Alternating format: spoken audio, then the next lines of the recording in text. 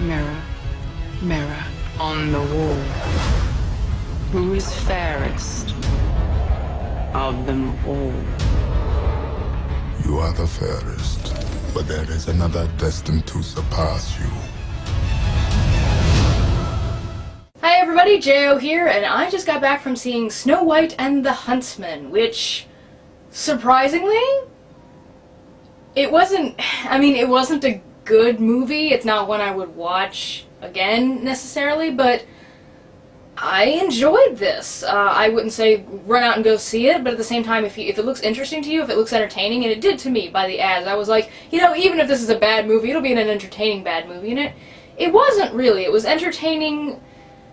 It was interesting, is the best way of putting it. I'll get into the details here in just a second, but yeah, I kind of wasn't expecting the amount of pure, undiluted give a damn in this movie. There's so much give a damn in this movie. I was not expecting that at all. Definitely after seeing Mirror, Mirror, you know, I was like, oh, this is the more serious take on that Hollywood, you know, shat out or whatever, and I didn't hate Mirror, Mirror either, by the way, but Mirror, Mirror was definitely a bad movie. It was a bad movie that I was surprised I wasn't in as much pain as I thought I would be sitting through it. After seeing the trailer for that movie is awful. But we're talking about Snow White and the Huntsman.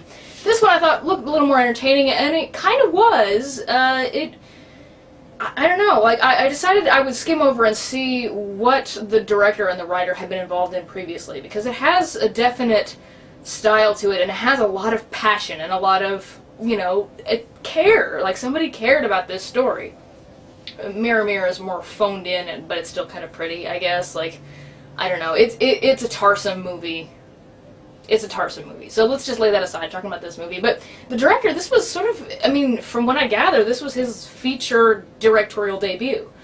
I don't see that there's any other big studio film that he's helmed or been attached to in any great capacity. You know, this was his first directorial film, and the writer were pretty much the same. He hasn't written anything big up to this point, so I think a lot of the chutzpah in this movie, because there's a lot, and I think I have said chutzpah in the past, and somebody corrected my pronunciation and said, why do you use that word? You're not Jewish. Sorry, I actually use that word pretty frequently, and I don't know where I picked it up. I have a weird vocabulary, so I apologize if I totally mangled the word, but I like the word because it sounds like what it is, which is oomph, which is, you know, enthusiasm. So, and that's what, okay, so the pros and cons of this movie. Let's get into the good stuff first. The acting. Charlize Theron is, you know, this evil queen, which, you know, there's only so many ways you could play that character, I guess. But they did their best. How successful they were kind of depends on where you are in the movie, if you're closer to the beginning, the middle, or the end.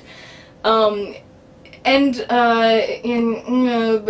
as far as the character goes, but she's a terrific actress. If you've seen Monster, I haven't seen Young Adult yet, but that's the one that she's gotten a lot of, you know, for too. And she's very comfortable playing crazy women, and the queen is certifiably insane, and not in a like woo-hoo-hoo I'm evil kind of way until other parts of the movie, but she's insane in a way that makes you sort of step back from the fantasy and say, oh, this person is crazy, has been pushed to the brink and just lost their sanity. She's an excellent actress, and she pulls it off, and you feel, if not sympathy for the queen, you feel like she's a real character, which is not something that's pulled off in a lot of Snow White adaptations very well, or even attempted. Chris Hemsworth is wonderful in this. He's the Huntsman. He's really enjoyable to watch. I mean, if you liked watching him in Thor, he's less goofy here than he is in Thor. He's a brooder, and he's not really played for laughs. Nothing.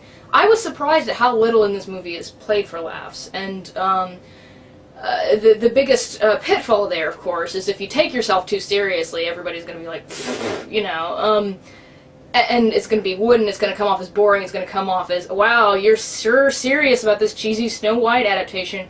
But it works because I just got finished, sorry, I'm able to draw this connection really cleanly because I just got finished rewatching Lord of the Rings on Blu-ray because Nash wanted to watch it, and I was like, I just saw it like a month ago, but okay. And so we watched the whole of Lord of the Rings, and that is very clearly where they got their inspiration to do this, stylistically.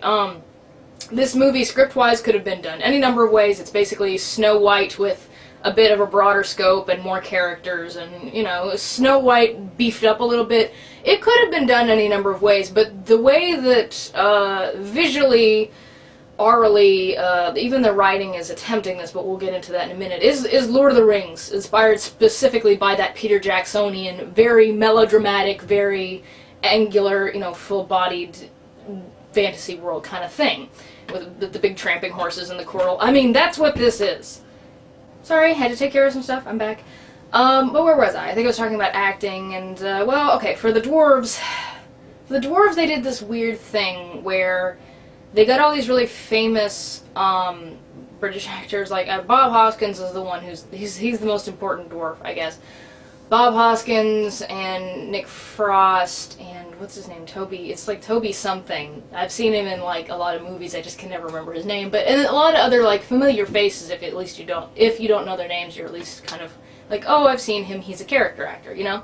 And they CG'd their faces onto dwarves, like, or they created these CG. I don't know exactly what the composite was, but they're very obviously not actual little people. They are, you know, actors that have been composited into looking like dwarves, and it's kind of, oh, okay, well, that's fine, I suppose.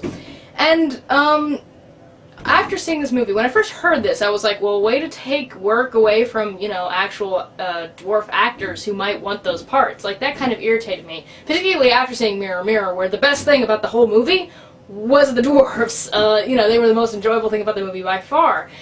And, because they were the best actors, and, you know, their scenes were enjoyable, and it was just, you know, and after seeing this movie, like, those parts didn't require all those actors at all. Like, the dwarves barely had names, they barely had roles.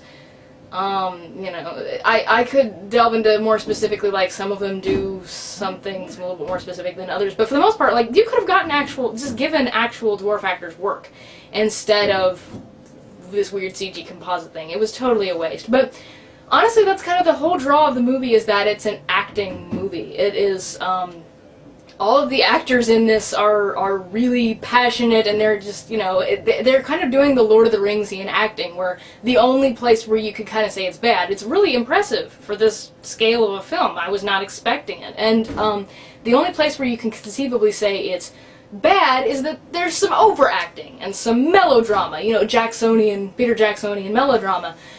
But you don't mind it. It's not bothersome. It just kind of fits with the movie, and the whole thing just sort of comes off like it's trying really hard to be Lord of the Rings, and I can appreciate that. That doesn't mean this is a good movie, because there's some severe issues with it. But I can appreciate that the people behind it clearly wanted to make a good movie. And I mentioned this earlier with Battleship, where I was like, somebody appeared to care, but that's a little different, where the actual project itself was clearly like a total POS. The Hasbro was like, you know, make us money and we'll make this merger or whatever, and then they assigned people to it. Like, this seems a little bit more like a personal passion project of some kind that maybe was birthed out of studio desire to compete with another studio making a Snow White movie, but it had a little bit, like, Battleship was like, the people who cared, I'm not sure what level they were on or how they were affecting the movie, but they just were totally incompetent and failed. These people are competent and care deeply about the movie. So Battleship was like passion and total incompetence. It was still a piece of shit. This is impressive. These people have some skills, and I hope they can apply them to a better film in the future, because the direction of this film is gorgeous. The cinematography is great, and I'm always irked by people who say, well, go see this just for the visuals, because usually what they're saying is this movie looks expensive because of all the CG and all the, you know, and whatever. To me, a movie should be visually captivating, and if it has, if there's a sort of a skill to the direction and the cinematography, and there's a lot of CG in this movie, mind you, and it looks quite expensive at times, but there's also just the way it's shot and edited and colorized in certain scenes, and just, you know, it's captivating. It is really, it draws you in. Snow White gets lost in the dark forest, and the idea of the dark forest here is that there are these poisonous mushrooms that give off these fumes that make you see things. And so she gets trapped in the dark forest, and she's looking around her, and everything she sees is sort of trying to attack her, and it's genuinely quite frightening, actually. I mean, it's not like I'm actually scared, it's not a horror movie kind of thing, But it's kind of edited like a horror movie, it's kind of styled like a horror movie, and the imagery is weird and uncomfortable and genuinely creepy, and, you know, and then it backs out and you realize, and you don't even realize that all this stuff's not real until it backs out and you realize, oh, you know, she's seeing things, all that was just a hallucination. You don't get it till the end of the scene, so you're right there with her. And, you know, like, somebody cared, and that was effective, an effective scene, and a lot of scenes in the movie are effective, so I'm going to stop praising this movie at this point, because there are a couple of flaws with it. One being, I think everybody kind of knows Kristen Stewart's the star, and I was looking at this to try and give her a chance. Because Twilight, quite frankly, like, that's just sort of that's a death hole for an actor anyway. I don't know that that's indicative of her acting range or ability, and I know Twilight's not the only movie she's been in by a long shot, especially, you know, since it first came out. There's been, you know, it's been how many years and how many movies has she done, but this is one of the few I had seen outside of Twilight where she's acting, and she's better than she is in Twilight, but honestly, no. She can project big-ish emotions, I guess, like she's, you know, shaking with fear or she's angry, and that comes across okay, but then again, like, if you compare to everybody else in the movie who is, like, you know, shouting and quivering, their lower lip is quivering, and, you know, like, it makes the hairs on the back of your neck stand up with how passionate they are, compared to her, even her passion is sort of underdone. And then when she has to be subtle, because there are times in the movie where she has to convey subtlety, no, she has no capacity for subtlety, which is why it's so ridiculous that she's, you know, that she's in a romance movie. You know, she has no chemistry with Edward, but that's a totally different argument, you know. It's whatever. But she's supposed to be in touch with nature, I think, is the thing. She brings life to all she touches, while the queen brings death to all she touches. So she's supposed to be in touch with nature, and she wanders around in the forest, and, like, the animals like her. It's the Snow White thing. And she has that stupid Kristen Stewart expression on her face.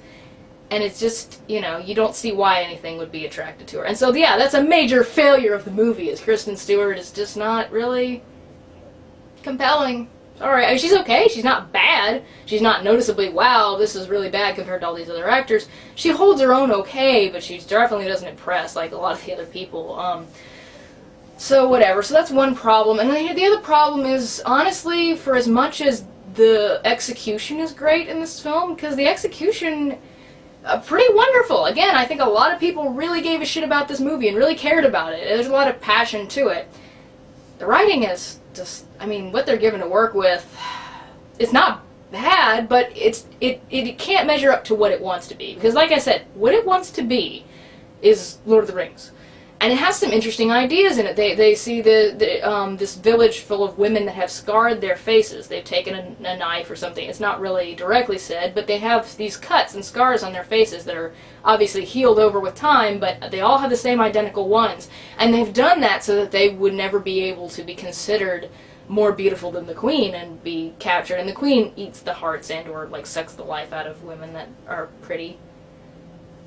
You know, and they say our scars protect us. And that's an interesting concept, and there are many interesting concepts like that, but they all just sort of seem like they're thrown in there and don't have a universality to them that makes the story mean anything. It's sort of like, particularly the Snow White elements themselves, like the dwarves, didn't really need to be in the movie. I mean, they're squished in pretty well, but they're mostly squished in because you expect the Snow White movie to have dwarves in it. A lot of the best ideas in this movie are from outside the Snow White story. The kiss that awakens the sleeping, you know, the apple that puts her to sleep and the kiss that awakens her is the most obvious example of this. It did not need to be in the movie at all. There are entire scenes where, and so here's the main problem with the movie. I'm going to come down to an actual conclusion here, I promise, because I know I tend to ramble. But the problem with this is it is trying to give this Jacksonian Lord of the Rings epicness to something that is kind of, it was written by somebody who doesn't understand fantasy. I don't know much about this screenwriter, and there were a couple screenwriters, but there was one obviously leading the project if you watch the credits and see how many story editor things he's assigned to. I'm sure maybe he likes fantasy, but he does not understand fantasy. Because what a lot of this movie is composed of is like okay, there are fairies in it, and there are dwarves in it, and there's a magic white stag that turns into butterflies, and there's black magic that turns the queen into crows, and none of it feels cohesive. It all feels, and there's a troll that's sort of Shadow the Colossus-ish, that he like grows out of the earth, and none of it feels like it's in the same world. It feels like we go from the ruin. Also, when the queen becomes queen, the land